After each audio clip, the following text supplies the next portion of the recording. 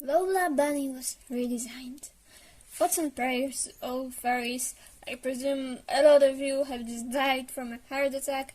I know how it feels to such a pop culture icon. Or actually no, because thanks to all this fuzz I rewatched Space Jam and I hate it.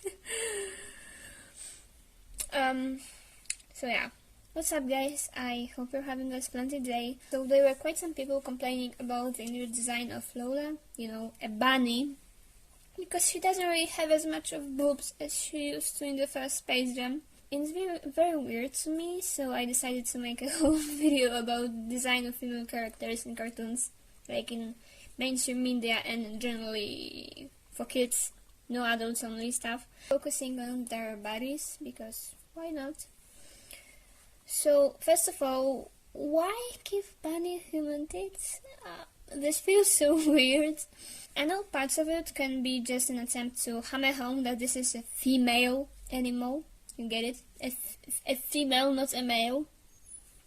Because that matters. It seems quite common in animation to just take the design of a male, make legs bigger, nose smaller, add longer eyelashes, plus either hair or at least bangs, and if the animal is walking on two legs, and also the hour clock silhouette, often with boobs. This is how it is. I'd personally say it may sometimes be a little lazy, but okay.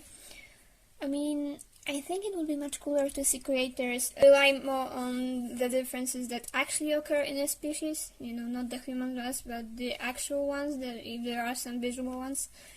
For example, size or colors. In many species, males actually look more fancy and colorful, and while for some people this may not be obvious because in our current society it's still more typical, for women to be experimenting with fashion and creating more outstanding looks than it is for men, I think it would be very interesting to see. Another thing to symbolize that could be clothes, if your characters are going to wear them.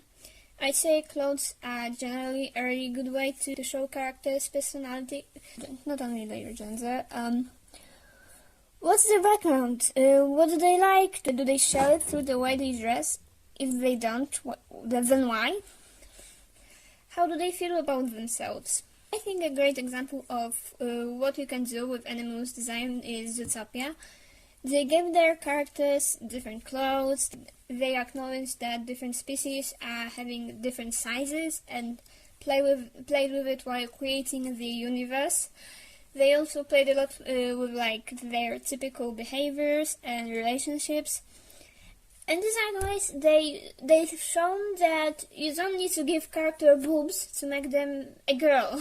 And it's like a little annoying how sometimes the design can just focus on women's bodies. I'm pretty sure we can all agree that Lola's design in Space Jam was very much focused on her body, and from the beginning she was shown as the love interest, so that the movie had this one more totally not predictable subplot, and it may not really be that bad considering that they had also shown that there's more to her and that she's also an excellent player. Though for me it's honestly not enough. It still feels like she was mainly there to look good and to be a female character for girls to like, without really any personality. I mean, design-wise, she really stood up. This sometimes may not be a bad thing, but here I'd say that to some degree she didn't really fit the art style that the rest of the characters were created in. I guess it's just weird how she had this typically human body, she's a bunny, like Bugs, so it just seems unnecessary to me. And it's not like it can't be done, it just didn't work for me there. I think a good example of how it can work is Jessica Rabbit. I mean, look at her, it's obvious what her design was supposed to represent. She's just gorgeous. The difference is that, once again, there's more to her. I know it's more about writing than character design, but she has personality. I think the main difference between them is context of choosing such a design. I mean, generally, context matters. It's not like there is no place for designs of sexy girls without that much to them either. It's just that if we're creating something that we know will be consumed by children and is to some degree aimed at them, yeah, that may not be the right place to have those characters. Adults can enjoy whatever they want, as much as I personally dislike the type of sexy furry or generally hentai arts. If it's not crossing any moral or legal boundaries, and it's consumed by adults only, it's all Gucci. The thing is the context and purpose. A character in a film or series that is like trying to have like a plot and it's not only about the visuals should have some other substance to them than the way they look. Especially if the character is like the only important girl there. Because if the only important girl in the movie is the only to look good, yeah, that feels a little sexist. Like, is that the only thing creators have figured out girls can do? And don't get me wrong, in all this, just having a slim body and boobs doesn't mean that a character is sexualized or something. It's more about how they are presented, the angles, their moves, and their interactions with other characters. We can't control the size of our boobs and butts that easily, and I'd say that sexualizing those on real women by anyone other than themselves is gross. Like catcalling, or I've seen people thirsting to very casual photos or videos and just maybe don't. The fact that someone has a nice body doesn't mean you can just sexualize them. And I think a good example of woman like this who has this nice body but also is so much more than that was Miss Bella from the Powerpuff Girls, who was removed from the 2016 reboot. And while I haven't found the creators saying explicitly that this is the reason, many people claim that it was because of her looks, which were deemed too sexy and generally not kid-friendly, which in my humble opinion is bullshit, since, as I've said, the fact that someone has this type of body doesn't make them sexual. But that reboot was generally not too great and definitely didn't live up to the original series, so yeah, that's just one of its many problems. I think that an important thing about design is how it represents the character. A great example of what not to do would be Minions from Despicable Me, because their design is boring, I can't differentiate them, they're just bland and don't have any sort of individuality, which doesn't really come as something that was done purposefully, because you can't have a bunch of clones and make it super interesting. I'm just pretty sure that's not really what Illumination was trying to do, since they tried making Minions so quirky and funny. And it's not like you can't make a character that would be good and sexy. It's just the fact that the sexiness can't be the only thing that defines them, because that's just bad writing if what you're creating isn't supposed to be generally erotic, and I'm pretty sure kids' shows aren't.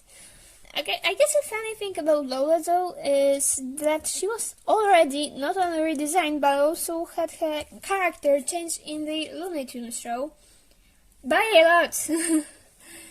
And while I'm not really a big fan of this show, I mean, I've only watched a few episodes, but the art still hurts me. Not necessarily because it's bad on its own, I'd say it's more because I've spent so much time as a kid watching on repeat the same Looney Tunes cartoons that I may need a lot more time to get used to something that looks different. I guess a good example of this would be My Little Pony. I remember when the TV station I was watching it stopped airing the older cartoons. I think those are counted as the first generation, and started the Friendship is Magic series. As a kid, I was angry, no, that's not real My Little Pony, but after some time, yeah, it's cool. But when it comes to the Looney Tunes show, well, I think the changes they made in Lola are pretty much all good. She's no longer just a stereotype. I mean, she is a little bit of a dumb blonde, but she's funny, so I just ignored it. And it's not even like they made her ugly now. I mean, her face looks a little weird on that picture everyone is sharing, but this part wasn't really changed that much. And also this picture that everyone is showing, that's Lola on the left. That's not a Lola from the Space Jam, that's a fan art. Lola wasn't that. sexy. Like, she was, but not that. I mean, the only bigger thing for me is that her leg muscles are not defined here, which does look awkward in comparison to the original version, but she's still skinny and has white hips. I guess the clothes are changed, but to be honest, they just look like something a person would more likely want to wear during playing sport like basketball. Personally, I wouldn't trust that crop top if I had to jump in it, especially that the new version isn't really that covering either. You know, it could be sweatpants plus hoodie, and it would make sense too. But yeah, I think that's all I had to say. If you want to share your opinions, you can leave them in the comment section down below. I'd love to see them. But for now, stay safe, stay hydrated, wear a mask for at least a little bit more. We're almost there, guys. And peace.